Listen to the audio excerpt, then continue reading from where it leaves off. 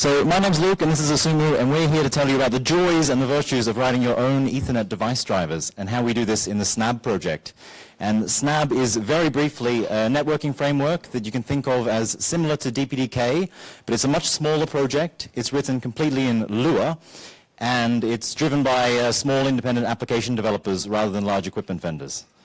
And the three main reasons that we write our own Ethernet device drivers are the fear of eternal damnation, the pursuit of our own righteous destiny, and our insatiable lust for power, which I can expand on slightly. So the fear of eternal damnation comes from the belief that there is such a place as driver heaven, and there is such a place as driver hell, and we can describe these places quite vividly.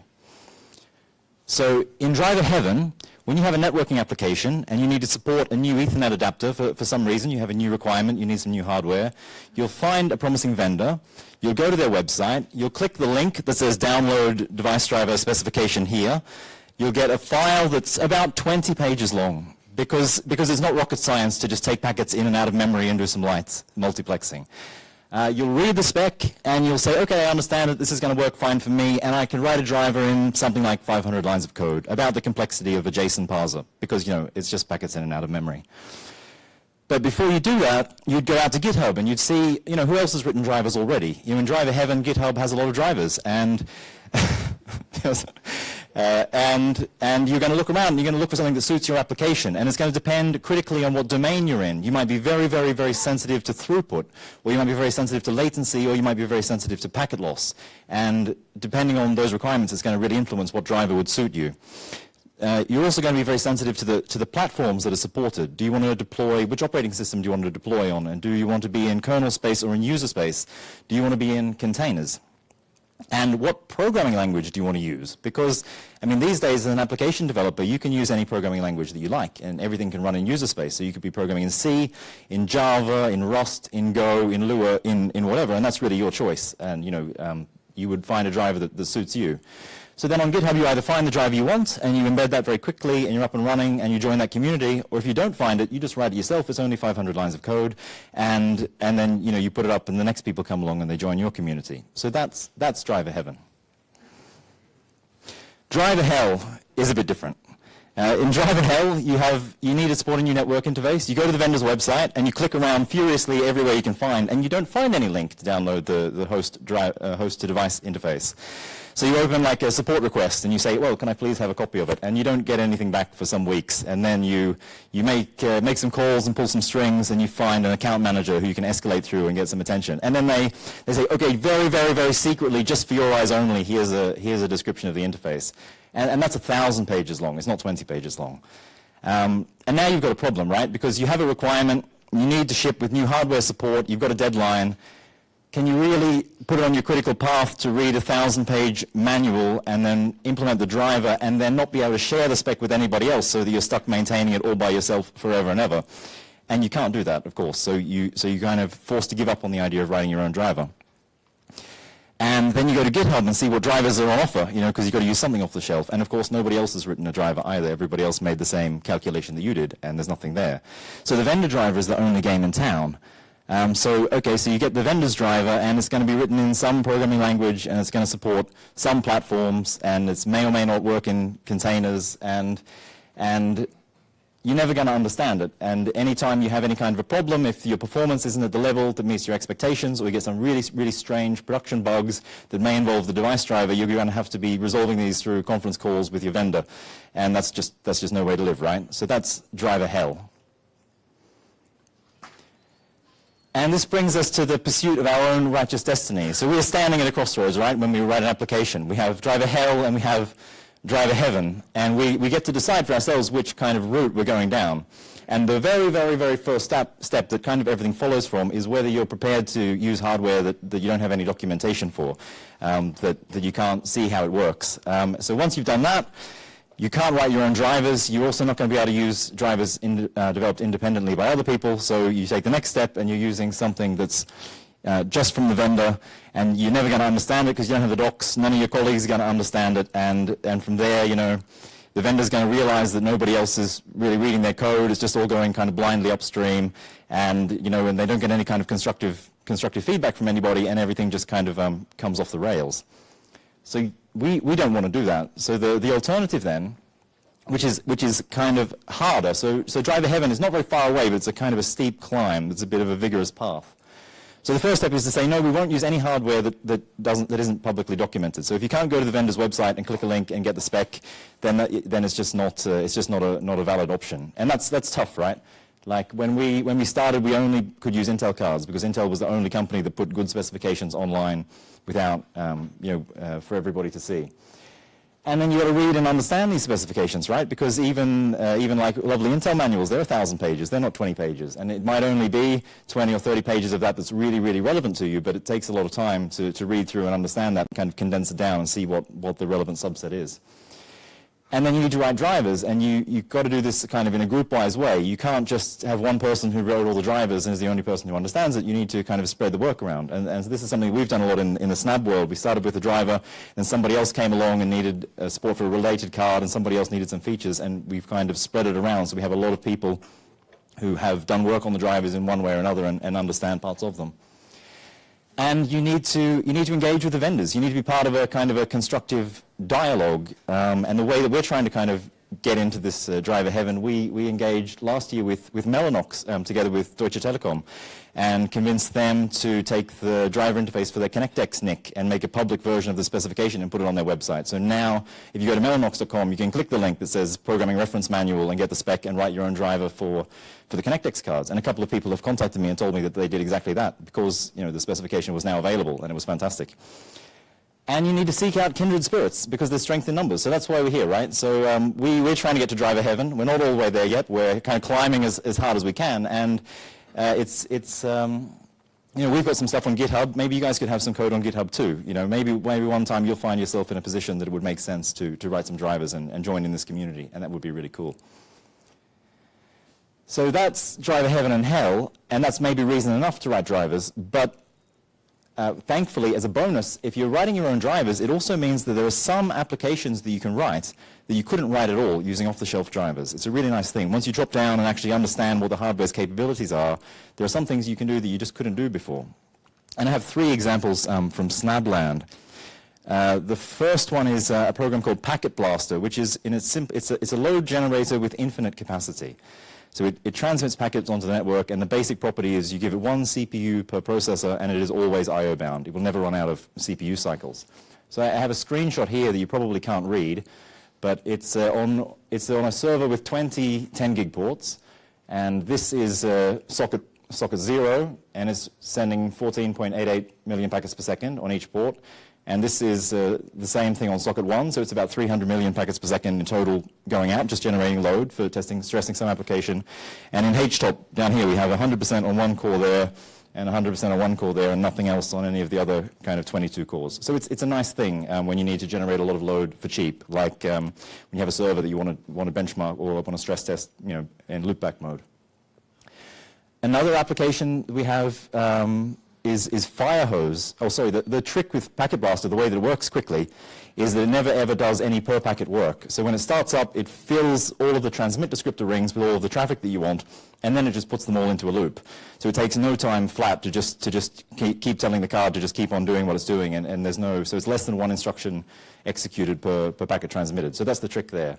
And then Firehose is kind of the reverse of Packet Blaster. This is a packet capture application that starts up and statically allocates packet buffers in memory, statically initializes all of the receive descriptors to point to that memory, and then just runs them in a loop. And every time a packet is available, it just synchronously calls a C callback.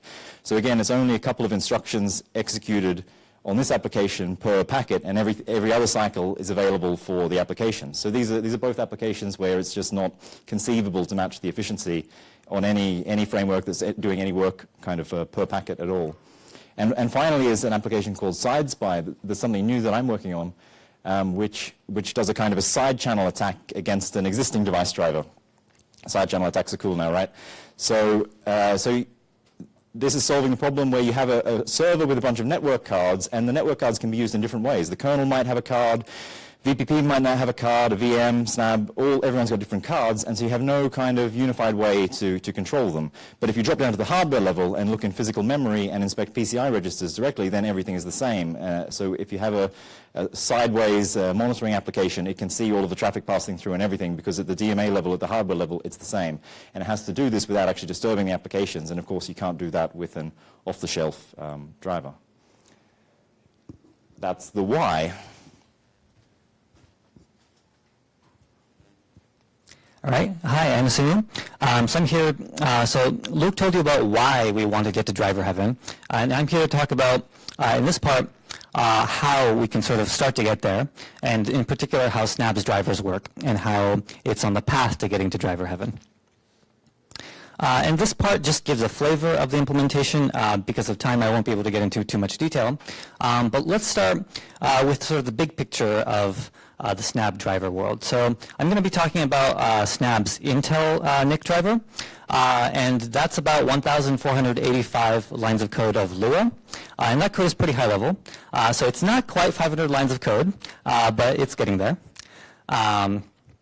And the nice thing about this driver is that we're using an implementation of Lua called LuaJIT, and Lua is quite high level, so the code is quite easy to understand. And LuaJIT, because of its tracing JIT compiler, is quite performant, and so we're able to get the abstractions that Lua has with relatively low cost. So I'm going to show you some code showing you how this driver is implemented, and we'll just talk about how the receive part of the functionality works.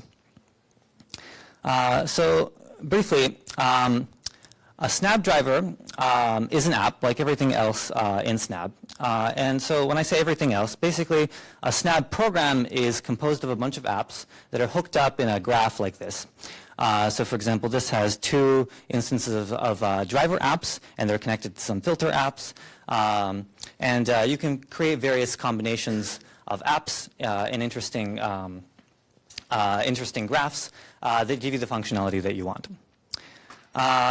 And so a Snabb app is really just a Lua object that has a particular set of methods. So for example, it might have a new method which does the initialization for the app, and push and pull methods, which basically does things like receive and transmit for a particular app.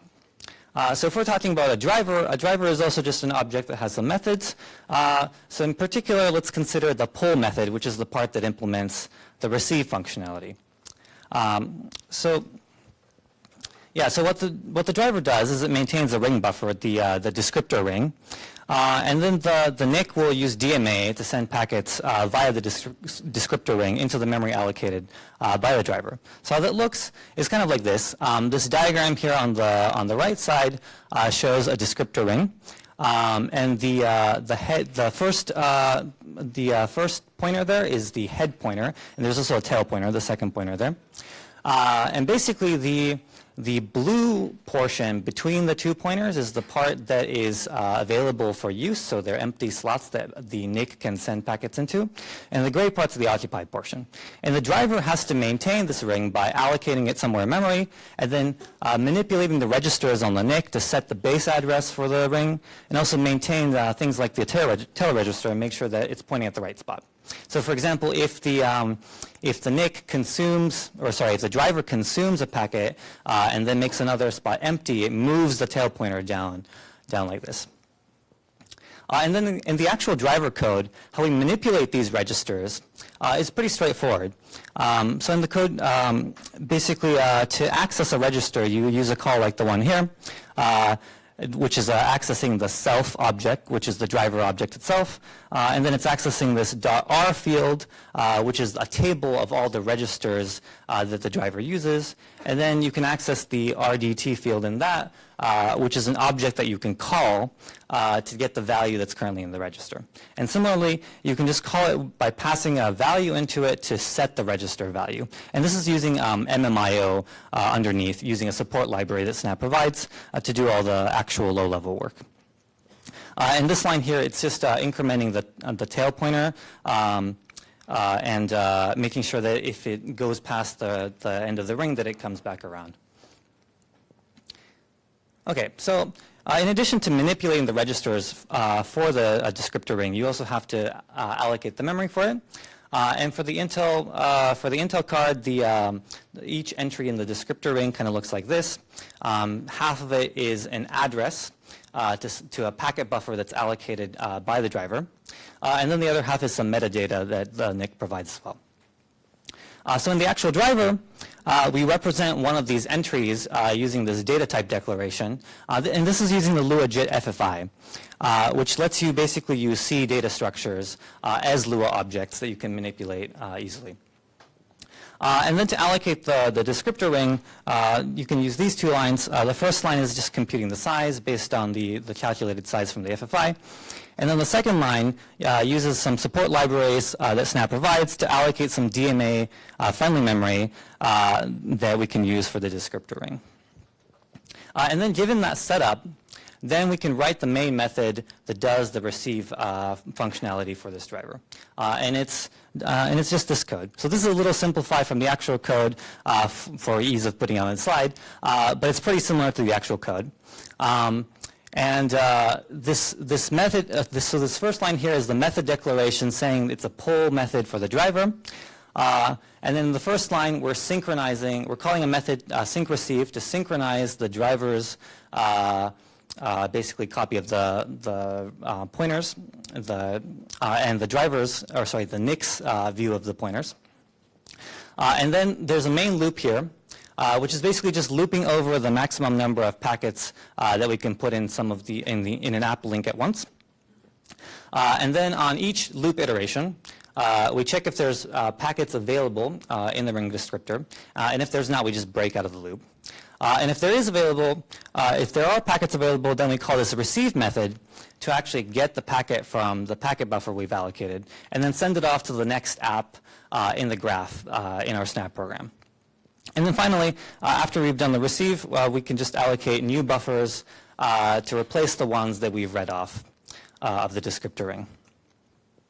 And then I'm just going to show you one of these helper functions here that's used in this main method to show you give you an idea of what it's like.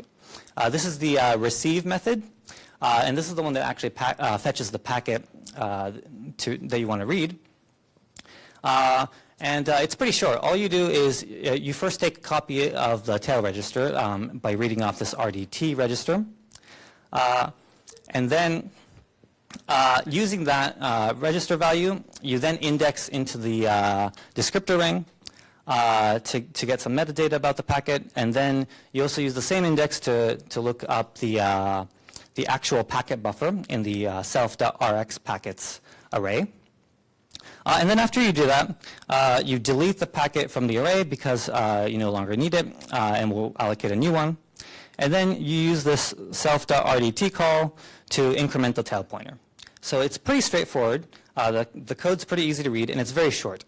And all the helper functions on this previous slide here, like sync receive and so on, are about the same length as this method here. So it's pretty short. All this basically shows you that it's pretty easy to write a driver like this using Lua-JIT, and using this kind of approach, you can do this in your favorite programming language and put it up on GitHub too. Okay, so let me talk now a little bit about recent work we've been doing on this driver and some future work that we want to do. So recently, me and some colleagues added support for RSS and VMDQ to the driver I was mentioning. And the advantage here is that RSS basically lets you scale more easily to multiple cores.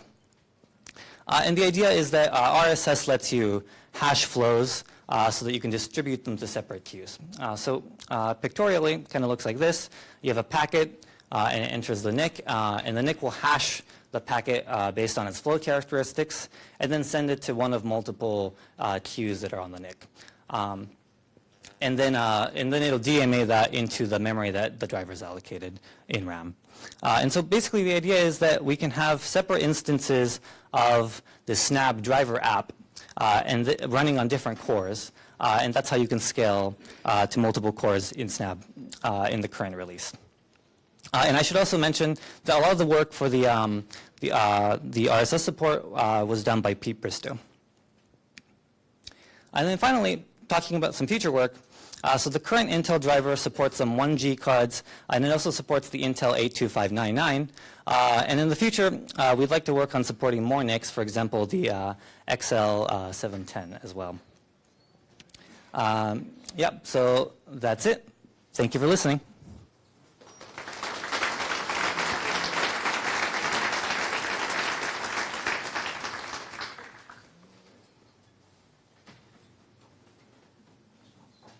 Any questions? In the back there? Yeah, so as someone who spent quite a long time negotiating with NIC vendors, congratulations on getting that document published. So on that point, as a community, do you have any thoughts about how we can get there with other vendors? Because personally, I've found this to be a very difficult challenge, both getting the documentation and getting it fixed up by others. Yeah, right. So, I mean, getting the Mellanox PRM release was like a 2-year project. And the way we got it done is not actually us. It was Norman Kowalewski and Rainer Schatzmeier at Deutsche Telekom who said, these guys are writing a driver for your card. If you don't give them the docs, the project's going to fail. We're not going to be able to buy it. So, you know, ball's in your court. Yeah, so I don't know. The only way we've succeeded is to get a very big customer and who understands what's going on and does not, you know, I think the challenge is, oh, sorry, repeat the question. The question was, as a community, how can we get vendors to release, prevalent vendors to release their descriptions? You know, normally it's like talking to a brick wall.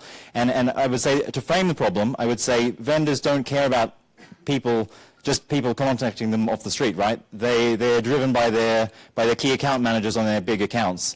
And the problem there is that the big accounts, the vendors will fall over themselves to help them, right? So they're always already getting what they want. So the problem is that this is not widely distributed. So the only thing that works, that I think, is you need to find someone important, a Deutsche Telekom, a Google, a Facebook, someone like that, who will go and say, you got to do this. And like in the Mellanox case, it escalated all the way up to the CEO to sign off on putting it out, and they had to, you know, make a whole new revision of the manual with the subset they're familiar, comfortable with and everything. So talk to your friends who are executives in big companies and tell them that. Tell them that, you know, when the specifications are open, that means that there's a lot of development being done. The little guys is where a lot of the actual interesting innovation comes from, and they're huge beneficiaries. The big fish are actually really big beneficiaries of all of this. You think of all the code they get from Linux and everything. And I think probably a lot of companies are not conscious that it is a problem for the little guys because the vendors are so sweet with them. So maybe we need to build awareness with the big companies about how easily they can solve the problem and what the upside will be for them.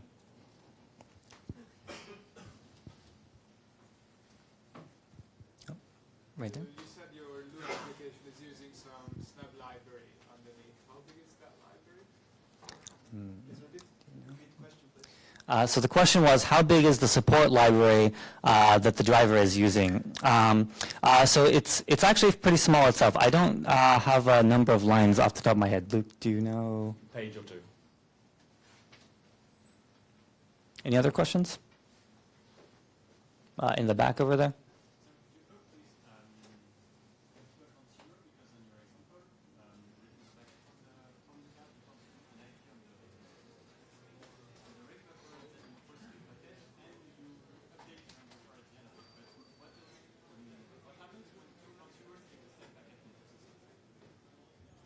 Sorry, can you repeat the question again? Yeah, if you will take the solution for the specific packets, there is a concurrency issue because basically just takes the index of the packet, processes the packet, and then updates the packet at the very end. So how does it work if two workers try to process the same packets? Oh, I see. So the question is, what happens if two workers tries to process the same packets? That's not an issue in this case because two workers shouldn't be working on the same receive queue in this setup. They'll be each receive queue gets its own app. Any other questions? Oh, in the middle. Building on that question, the code that you show as asking for good synchronicity, do you have situation where you need to have something more synchronous and it does still look like this code nice in Lua, for example? Sorry, can you say that one more time?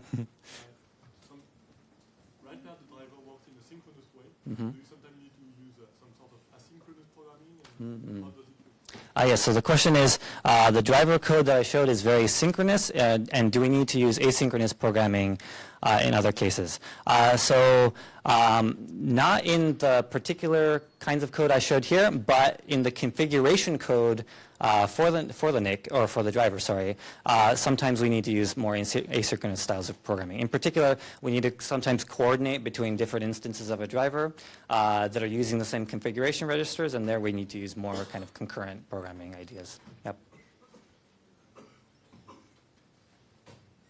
Any other questions? Okay, I don't see any other questions. Thanks.